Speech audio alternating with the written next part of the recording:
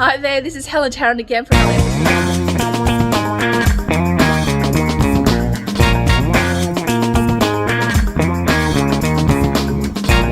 here with our whole team. Wow, it's massive.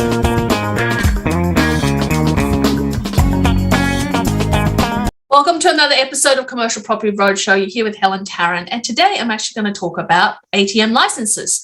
So today's video is about value add, right? One of the ways to value add simply into your commercial property is, number one, we've got ATM licenses, right? You had ATM there, whether it's a private license or whether it's from a bank, I want to put that in so you get to see it.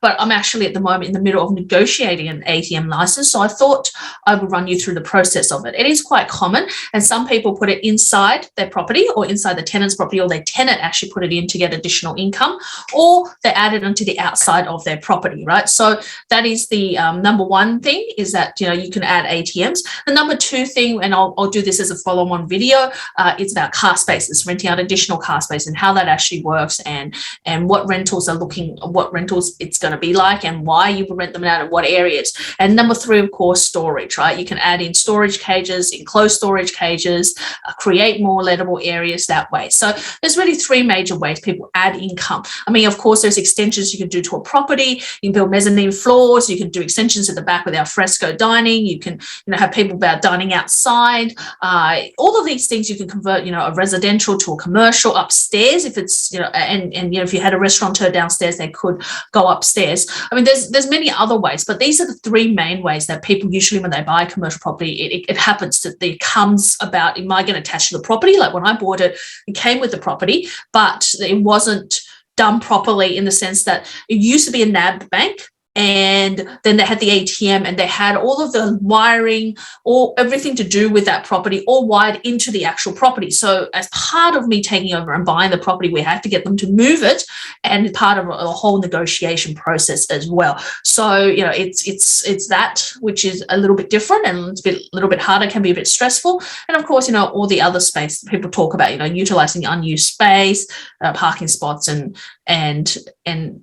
really areas like storage and what else you can create. So that I'll talk in a future video, but today let's focus on ATM. So let me show you what an ATM looks like on this particular property. So this property here, you can see the ATM's just here. It used to be a NAB bank. So this is my property in Gordon Vale. So it's outside of Cairns. So it used to be an old NAB bank. Obviously, all of this stuff will get stripped back, but you can see that where it's not very good on this property is that where this ATM is great. It's great when it used to be a bank and people can walk in and go to the ATM. But if you want to put another tenant in there, it interrupts the flow, right? So you really need this to move one window down, to the one to the left, right at the end, near the end of the building, so that it stands on itself, stands on its own, right? And then they make good these two panels, or one panel, so it becomes two panels of window, and then the doorway, right? So this way, if you have a tenant come in, they get the exposure of the whole space of where they do the whole advertising, and then they get the front door. So if they wanted to do a whole floor, for example, if it's a dentist or a let's say a recruitment agency or a pharmacist or any of those things, they get the whole idea of being able to use that whole area, and you really want to be able to them to maximize that space for them. People love windows when whether they're an accountant or lawyer or anyone. The reason they have retail is because they have that, right? And you got to make sure that's not interrupted. So this came as it is, and I want to share with you the what our negotiation has been. So let me just pull up the agreement. So we've got the agreement with the bank, and so that's what this here is what it looks like. So Wakeman Cushfield is organising this, and this happened on the 24th of the 5th. Response from the basically this came from the NAB bank, so it literally just happened 2 days ago. So they confirm they wish to install the ATM in the above property, right? But these are the conditions, and it's very long condition. It's a 10-page condition. So, but let's go through it so you know what it is about, right? So it's about 1 meter square space. the site must be attached. I don't know. Let's go through and see if it is. This is a commercial. This is the entity, which is my entity, and this is our address details, and it's got the agent's details, where I can put my solicitor's details, but I haven't yet. So head lease solicitor is not the owner of the land specified in the details or the tenure lease term. A copy of the lease must be attached, right? So this is not, where are the owner of the land, so we don't need a copy of the lease, right? So that's us not needing there. So that's about the new licensor in the future. So we got to, anybody coming in, we've got to protect the interests of the NAB bank. So we've got to declare it to our new future tenants that are coming in that the NAB bank is, they have that little space and they can't install anything to block that space in terms of they need access to service or to rip out the ATM or, whatever wiring or cooling it down, whatever they need to, right? So the license is obviously National Bank. This is working with Cushville, who's doing it. Licensing lawyers, these are their lawyers. Now they've offered a 2-year term, right? We can go back to them with a 3 years or 4 years or 5 years. So I'm going to go back to them with a 3-year term, right? Installation date accepted. They're going to expect to move it by the 9th of June, which is no issues. They've expected it's going to be $7,000 a year. It can be anywhere from 7, 10, 15, depending on what and how premium the space is. And of course, if you're in CBD, Sydney or Melbourne, it's going to be a lot more than that, right?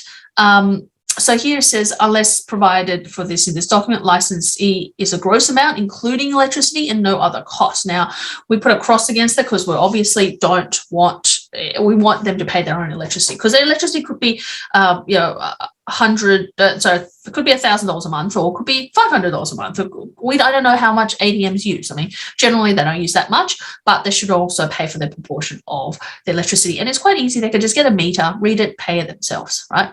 And this one here is may not pay the license fee if services or the provision of utility fails for 8 consecutive hours. Now, that is only if there's electricity supply.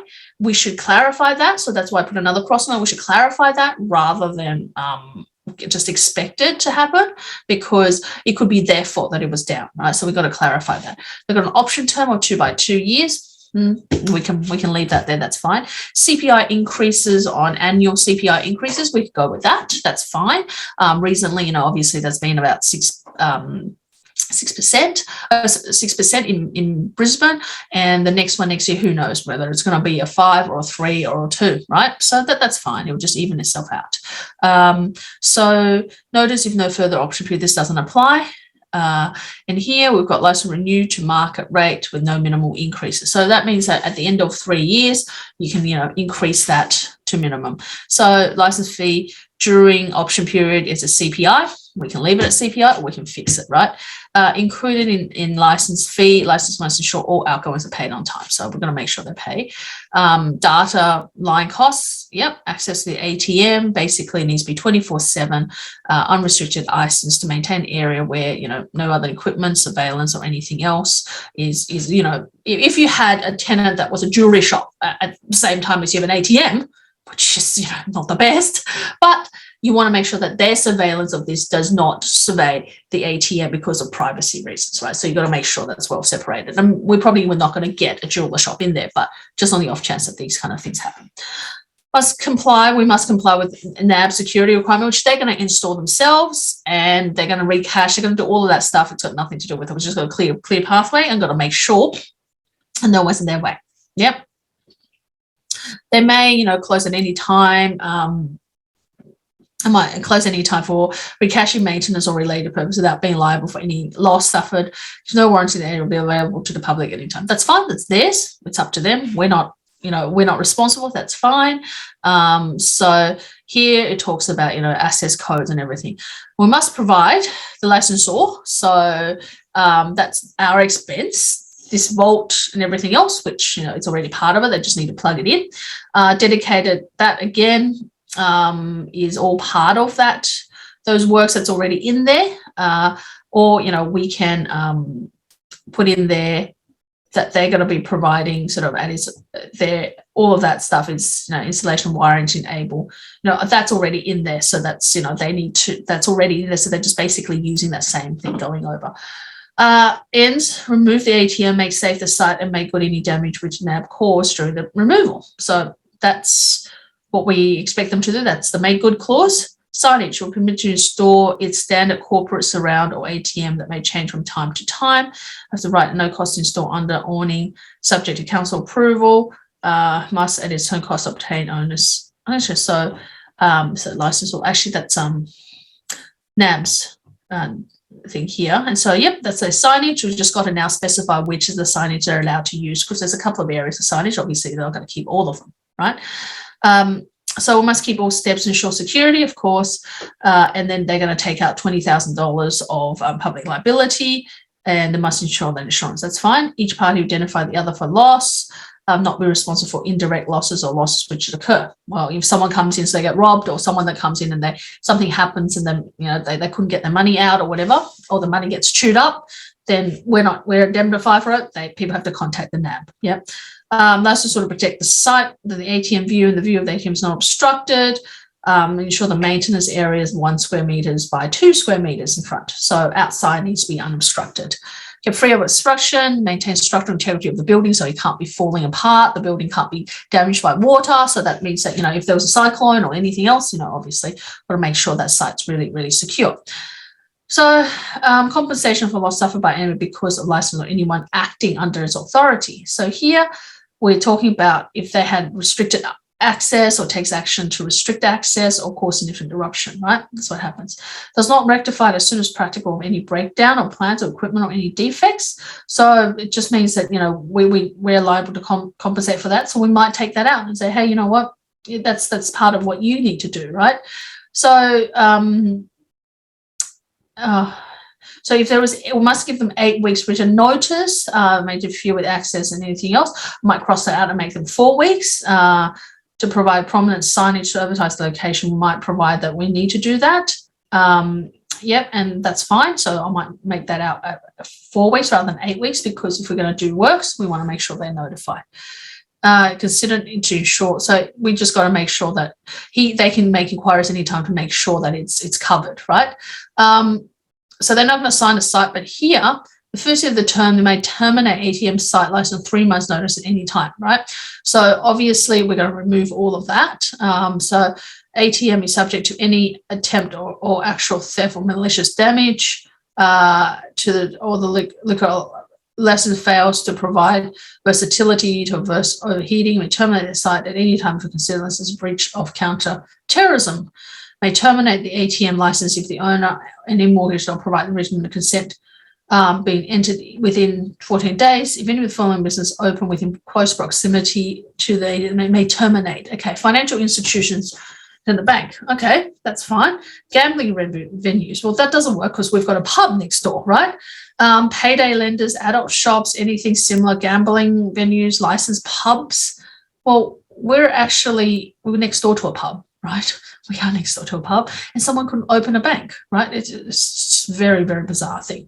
Not allowed to pay any compensation whatsoever. Pays the license, it may close or remove. So we'll remove most of that as well. So they'll document everything. There's special conditions, which is subject to NAB's final approval of the board, approval by installation, ATM consultant, supplies power and data, and being satisfied with license 10 years, right? Upon signing and returning this document, we'll forward it to final approval. If approved, we'll arrange for license documents, right? So here is the transaction manager, and they've given us things to sign here, and they've attached where the ATM is going to go. So we've got the new door, existing side wall, now side wall, the new side wall. This must be the front section of it. So that's the ATM. I believe that's the entrance, and it needs to go into that corner there. That's where it's going to go, 480 by 480 mil. So that's a drawing of it. I don't know if that's very helpful. But yes, so that's where it's going to go. So there you have it. That's what a license ATM works out to be. So we're going to get a tenant regardless of the ATM being there or without there, that it's not going to affect the rent of the tenant. You know, it might at most affect, let's say you want to give the tenant a discount because they're losing 1 square meter or 2 square meters, might give them a discount of $1,000 or $2,000 a year. So you're still going to be up, right? You're still going to be up a few $1,000s. I could negotiate for $8,000 instead of $7,000. Why not, right? I can go with that with $8,000 instead of $7,000, or going $10,000 is probably too much. We're regional, but you can always try every little bit, right? And having a bigger, longer lease makes it more tenure, makes you more set and forget. So worthwhile pushing for it, right? So the bank doesn't know what they're going to do, because obviously a lot of ATMs are pulling out of metro areas because people are using online banking, but they're still very, very popular in regional areas. So we're seeing a lot of ATMs still in regional areas. So whether they stay or not after 2 years, I don't know. But if they don't, we can give it back to the tenant. They get a little bit more space. They get a new glass front done. Things to think about. You don't have to agree to all the agreement. Everything's up for negotiations. So hopefully that's been really helpful, just to show you what a license agreement looks like, or a proposal looks like. And what happens from here is we get final documents. They move the ATM down, or they take it away if we don't agree. They move it down, and then basically then they get invoiced rent, and they pay the rent and become set and forget. It just adds on to the pile of rent that you're collecting anyway. So all in all, I think that if this is one of those uplift ideas you're thinking of, you can connect with a bank. But most of the time people are going to go with a private one. A private ATMs are really, really good. They charge per transaction. You get a percentage of the transaction. So if they charge $2.50, most of the time you get somewhere around 30% of it. And of course, the more people spend there, the more you get. So, you're getting somewhere, so what about 70 cents, 75 cents to maybe $1, 70 cents or so for each transaction. And in fact, in Gordonvale down the road, across the road, they actually have a private one. And it's, one of those ones that collect and charge $2 or $2.50 for it. And they actually do they do more than $7,000 a year in fees. So they have up and downs. Sometimes they do 1,000, sometimes they do 800 a month. So overall, they actually do more than $7,000. So $7,000 is probably on the lower end. If you put in a private one, you might get a little bit more. But of course, there's a little bit more hassle. There's probably going to be a little bit more negotiations, and then you've got to work out what your percentage is and whether your location is going to be worth it or not. And it's all about who else they have and what kind of a negotiation come to. But it's a great way to add value. It's a small way, a little bit of negotiation up front, and then it becomes set and forget. And of course, when they take it out, it's not going to affect your tenant going in there. It's not going to affect your tenant one bit. In fact, they get more space coming out. And in fact, it's better for them. If they did move, then they get a new panel to work with in terms of exposure. But if they don't, it's not going to be either way. So it's just an additional way to make more cash flow. And ultimately, all adds to your bottom line when you go to sell the property. So on that note, watch out for my other videos when I'm going to talk about other ways to add income into your property. And I'm going to show you through maybe some leases next time. I'm going to show you some leases next time with car spaces, how much people are charging for car spaces, how valuable they are, and whereabouts they're located. So tune in for that. In the meantime, looking for someone to help you with your commercial property portfolio, or grow your property portfolio, or with more income generating ideas in commercial property, reach out to us, helentarrant.com, or helen@commercialpropertycashflow.com.au. It's all about helping you to achieve financial success through commercial property. And if you want to check out more of what we do, also check out unicorn.com.au. And that's unicorn with a K, because we can. In the meantime, subscribe, hit the bell, and I'll see you in the next video. Bye for now.